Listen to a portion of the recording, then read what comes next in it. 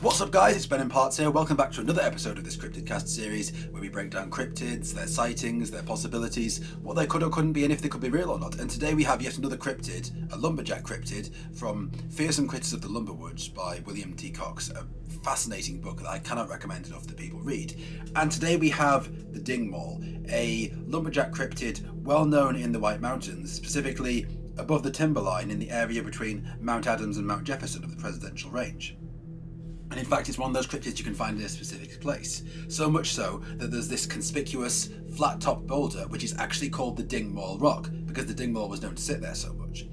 So what is the Dingmaul? Well, it's said that it's cat-like, it's long, it's slim, it's slick, and it has a wolf-like pelt. The body is long with the short, powerful legs, and it's built low to the ground, according to Ivan Cobb, like a carpet sweeper. The head is said to be feline and has tufted ears and glowing eyes. There are two varieties of Dingmaul, and neither variety is meant to be harmful, but both are said to have a very curious, very inquisitive nature. They're fond of inspecting things, checking out things, and finding out what's what. And they're also fond of lying in open, sunny spots, such as the top of the Dingmaul Rock, and they're said to very carefully scrutinise what goes on in the valley below. Of specific note is the tail. The tail's very long, it's frequently twice the length of the body, but the California variety, as opposed to the northeastern variety, has a medium-sized bony ball on the end, which is used to keep off flies, to pound on dead trees, and to produce a supply of soft silvers for lining its nests, because this is what the tail is used for. It keeps flies away from the creature, it pounds on dead trees to produce silvers for nests, and also, in the mating season, the male beats on his chest to call a mate. And in addition, the female wears a ball a shade bigger than the male's to differentiate her from the male, but she only uses it to beat him with when he gets too rumbustious. So, in other words, the female doesn't beat her spouse, she just beats him when he gets a little bit too far, which is not too far from the human world. Ranger Bill Gott is said to have once watched one of the Californian Dingmauls galloping along the crest of the Siskiyous with the ball lashing from side to side and striking the trees with huge force. He said, in his own words, "That is the biggest kindling cat I ever saw."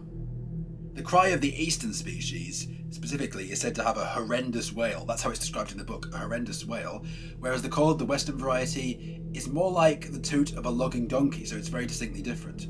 And the females of both species will, however, both sit on top of a large exposed rock, looking at everything and seeing what's what, and specifically when they give birth to their children.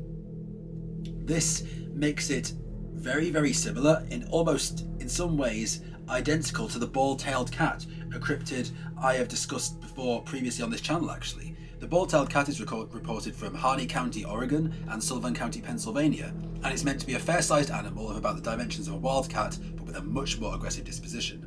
It has a hardy, heavy, bony tail on the end of its tail, the feet are clawed, it's a good climber, and it has a habit of lying out on a limb of a tree. However, the difference is, when an unsuspecting lumberjack passes beneath, the cat will drop down on the victim and pound him to death with the circular ball on its tail. And also in the rutting season, the male uses this ball to call on a female, the only difference being is that he strikes on an object to call the female as opposed to striking on his chest, meaning that these creatures are very, very likely to be a similar species that may have grown out of the same root. That's if they actually exist. So what is this Dingmaul? Well, none have been reported recently. We have very few real sightings. It's possible this is a lumberjack myth passed down at campfires when alcohol was being drunk. Someone saw something and had some kind of misconception and it was embellished over time. This is what I tend to lean towards, but nature has a way of being very strange, so it is possible that a Dingmaul could exist. If this creature does exist, I hope people leave it alone because human beings have a tendency to mess things up. But what do you guys think? Have any of you ever seen a Dingmaul? Do any of you know what it is? Do any of you have any family members who have reported sightings? I would love it if you would drop me a comment in the comment section down below and talk about that.